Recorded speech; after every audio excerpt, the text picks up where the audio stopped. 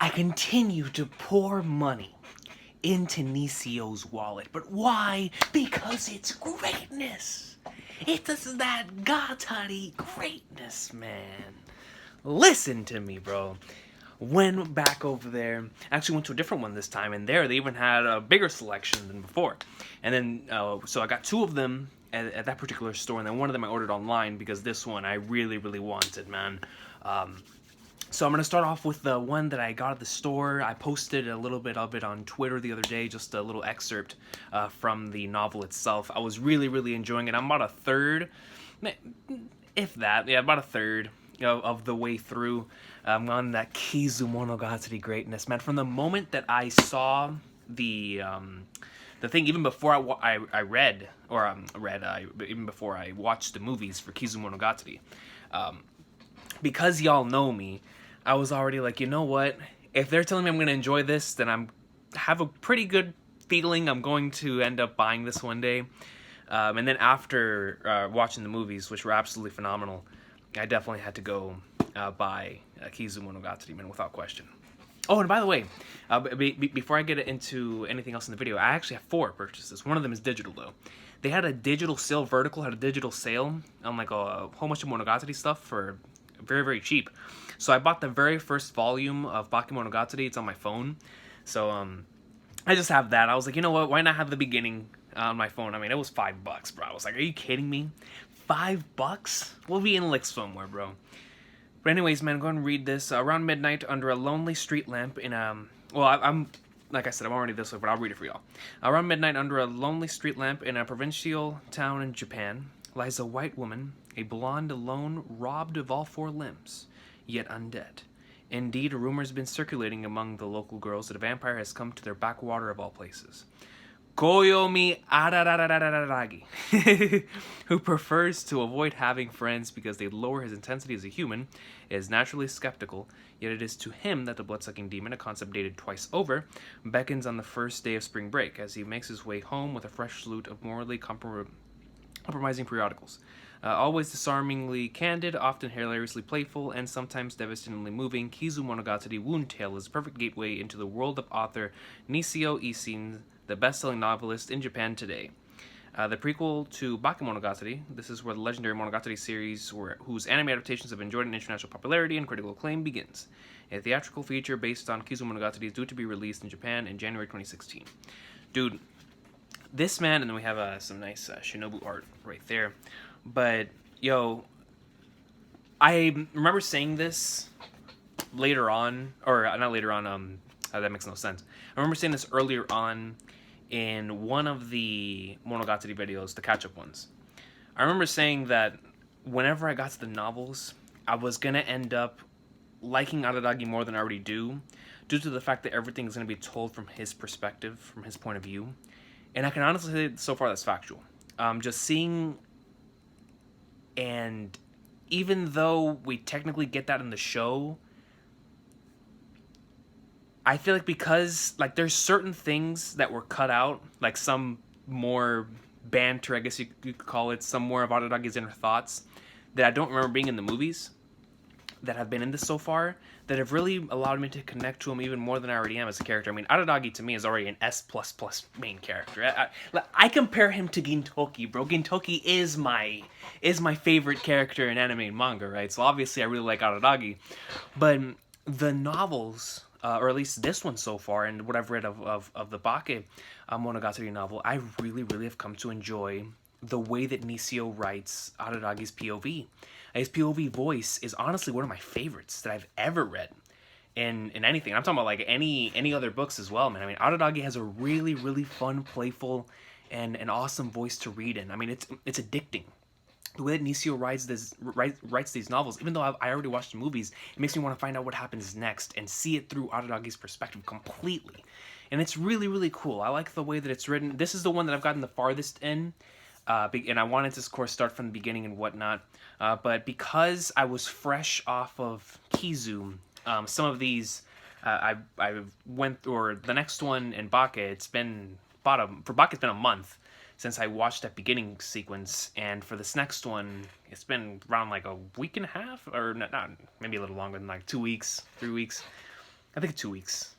Yeah, I think 2 weeks. 2 weeks or a week. One of the two. It's just, yeah, when you catch up so fast, it is what it is. But yeah, with Kizu, since I'm fresh off of this, man, I just watched this last weekend. So I decided to dive right into it to see the differences, because that's what I mainly wanted to go off of. That's what I did with Tsubasa Tiger.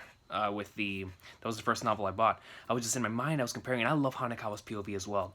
But the playful and awesome thing about Araragi is that I can put myself in his situation, in a scenario, and how I thought as a guy that age. And man, dude, like, it's genius. It's genius. Nisio legitimately gave like a 2.5 minute page. This is just how incredible it is, and how I can tell where it is that the anime series gets its influence from, straight from the book, of course. But Araragi gave a full on like 2.5 page description of Hanekawa. And it is one of the funniest things that you can read, man. And I'm talking about a physical description. 2.5 pages. I was dying, man. Araragi greatness. But anyways, Koyomi Vamp has been a lot of fun in novel form. I'm looking forward to reading more of that, man. Like I said, the last thing that I read was whenever my boy Oshino shows up, man, against all three of them, which is a really, really awesome scene. That was the excerpt that I put on Twitter. That was the last thing I read that night. Or no, I think I read a little bit beyond that. Yeah, I read a little bit beyond that now I think about it. But anyways, this next one, man.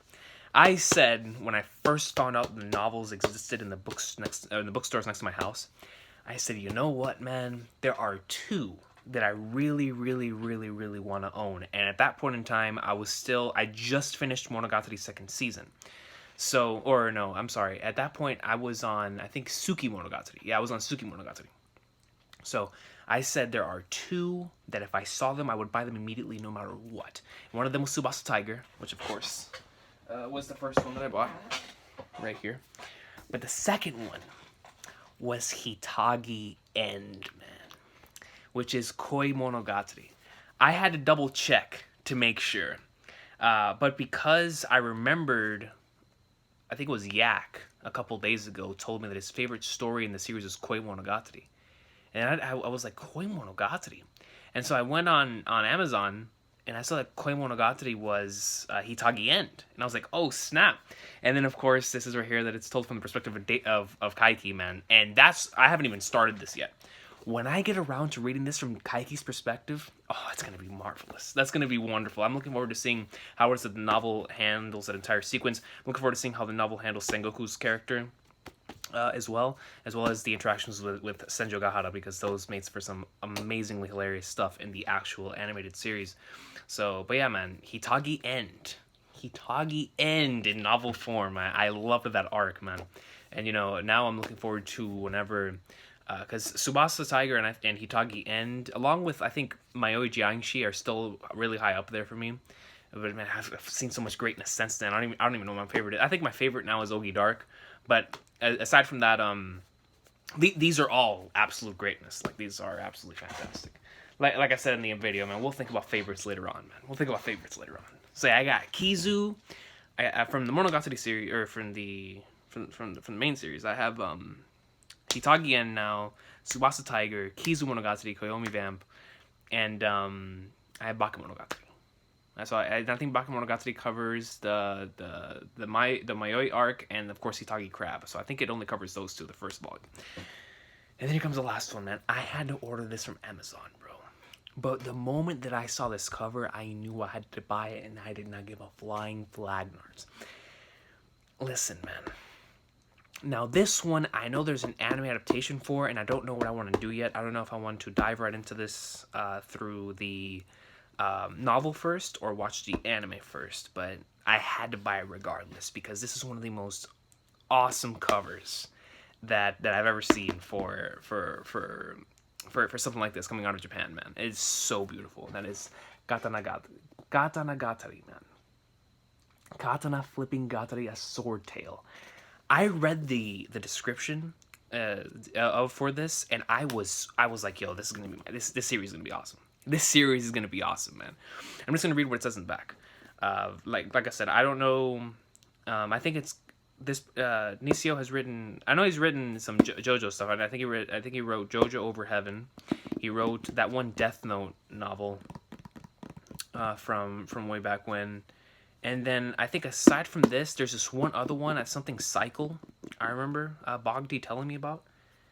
And then I think there's one more that I remember seeing on the website, but I did not get, because the moment I saw this, I was like, I gotta get this first. I gotta get this first, man. But my goal right now is to read. It's the same thing. Whenever I caught up to Hunter x Hunter, because I was like, yo, Togashi wrote Yu Yu Hakusho and Hunter x Hunter. At that point in time, I mean, I still am, but I was really in love with the way he told stories. So I was like, I'm gonna read every single thing that Togashi's ever written, and I did that. Went out, read Level E, one of his like romance series from the 80s. I mean, I read everything that was that I could possibly read from Togashi, right? And honestly, I feel the same way about Nisio, man. I really do.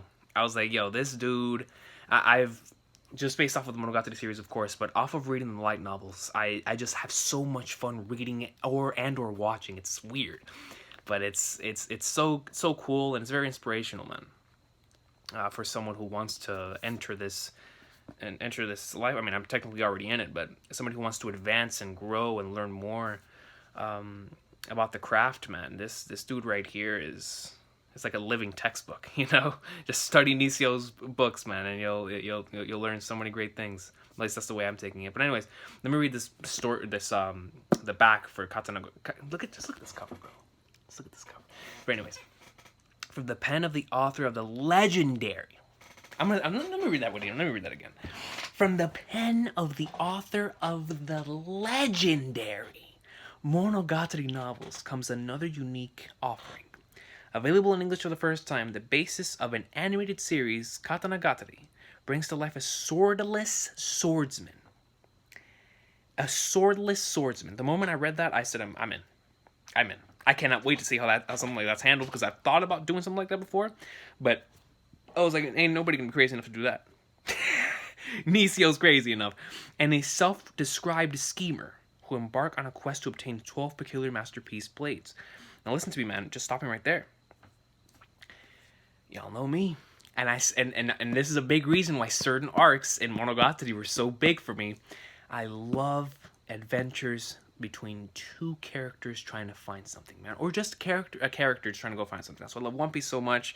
Hunter x Hunter, with like Jing's overall character. I mean, just that concept of romance, trying to find something, leaving everything behind to go find something, to me is so beautiful, bro. And right here, you have two people, a swordless swordsman and a self-described schemer, which whenever I think of schemer, for some reason I think of Ed, and Eddie and or Gintoki. Because Gintoki's technically a schemer, even though, odd jobs and whatnot. But they embark on a quest to obtain 12 peculiar masterpiece blades. That just sounds like a ton of fun. Featuring a gatefold color insert, beautiful interior art, and copious bilingual footnotes. That's going to be really cool. This hardcover edition is the first of a quartet scheduled to collect the entire original run, brimming with action, romance, and unexpected wisdom, often as tongue-in-cheek as The Princess Bride, and shot through with ninja samurai. And see, just like that, the Wano trailer, ninja, shogun, samurai, and secret moves. Sword Tail is Musashi. Okay. Hey, if it's compared to Musashi, man, I completely forgot that it said that. At first, I read that as Mushishi. If you guys ever watched the episodic series Mushishi, that's a fantastic series. Yo, those openings are godly in that series. But at first, I read that as Mushishi, but no, Musashi Miyamoto. For a new generation and a gift for any fan of adventure. I'm the biggest adventure tard there is, man. So, oh, man, dude.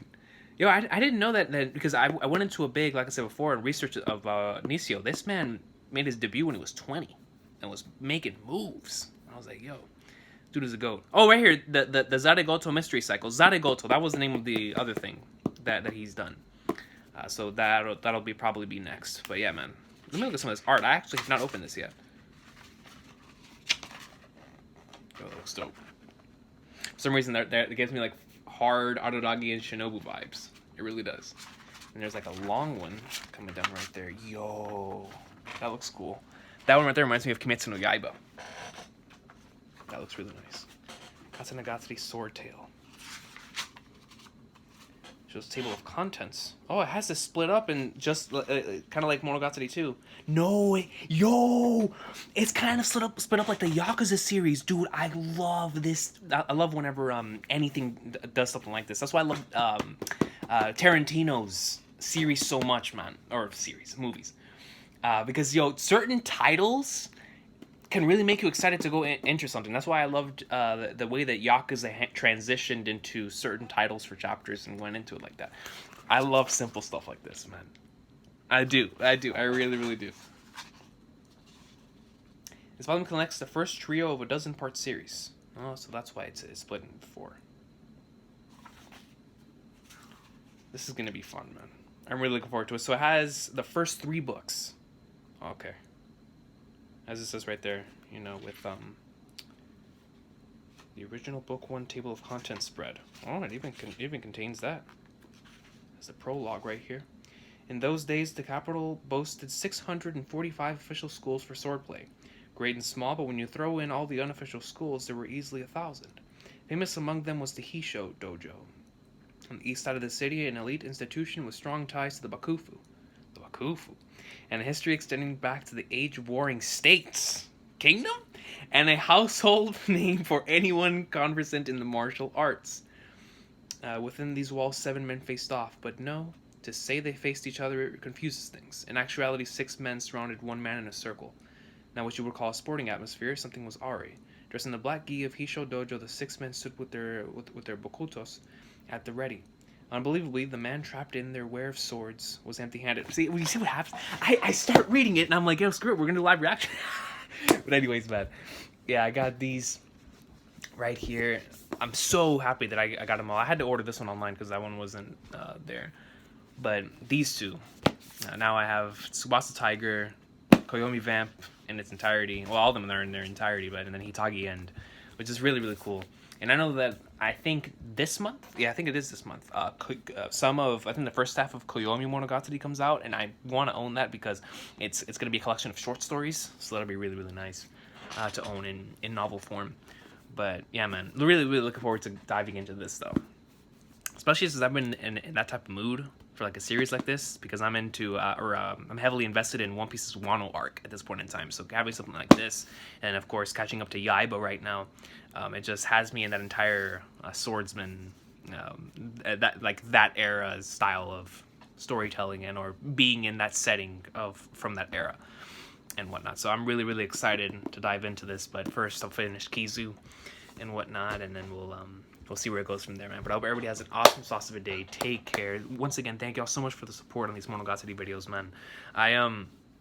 I truly am. Every single time that I get on here and I see just how many of y'all are actually into the series, it's so cool to me because I did not know. I mean, I barely knew this series was a thing. I mean, I knew it existed, but I didn't know that it had a fan base like this, man. Like, yo, it is really, really cool to see that Monogatari has like a Gintama type of fan base. What I mean by a Gintama type of fan base is that it's a series that it's like a family. There's a lot of people that are really, really, or medium amount of people that are really, really invested in the series. But whenever they're invested, man. And so it's really, really cool to see like that small type of group of individuals that really like the series. And there's a lot of people catching up right now, so it's really cool. More people are spreading the agenda of the Monogatari greatness, and I'm really happy, man, because it's a great series. But anyways, I hope everybody has an awesome sauce for day, man. I will continue to probably pour money in Nisio's wallet, but my dog deserves it, man. He really, really does. So I'm gonna go back to reading some more Kizu, and I'm really looking forward to reading this Katana Gatari, man. Like I said, I'm in the mood for a tale from that era, so we'll dive in like summer, man. But I hope all of you have an awesome sauce of a day. Take care. Monogatari awesome sauce. No, I should say Nisio awesome sauce.